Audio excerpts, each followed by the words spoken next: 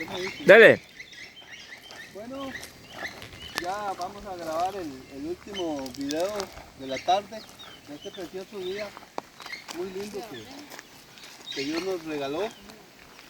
Como podemos observar, al puro frente tenemos nada más, nada menos que el puro cráter del volcán Rincón de la Vieja, donde sale la ceniza.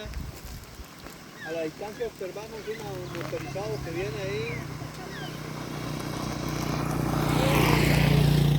Por lo tanto, no es que, pues, qué belleza.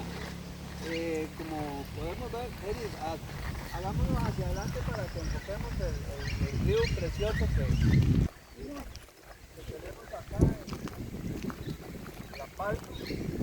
Este río, bueno, en realidad desconozco Podemos ir a conocer allá, por el lado abajo. Bueno, no, vamos a enfocarle la cámara de acá, del puente, para llevarnos una pincelada de lo que es el río, de la belleza del río. Bueno, no sé en realidad cuál es el nombre original de este río, pero sé que estamos ubicados en La Palma, aquí se llama La Palma, donde podemos ver. Acá está el camarógrafo Eric enfocando el río hacia abajo. Podemos ver que este río tiene muy buen pescado. Hay mucho guapote y mucho pescado.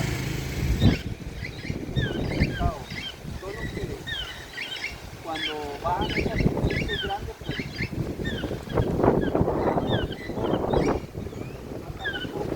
pescado, pero hay pescado en abundancia. Vean qué belleza la playa del río, vean. Hacia abajo y luego enfocamos hacia arriba, igual. Es un río que tiene mucha agua todavía, gracias a Dios. Recordamos que ahora estamos en verano y las aguas pues, se reducen demasiado, pero este río tiene muy buena agua todavía, gracias a Dios. Así que ha sido un placer enorme compartir el último video de esta tarde y que disfruten. Chao.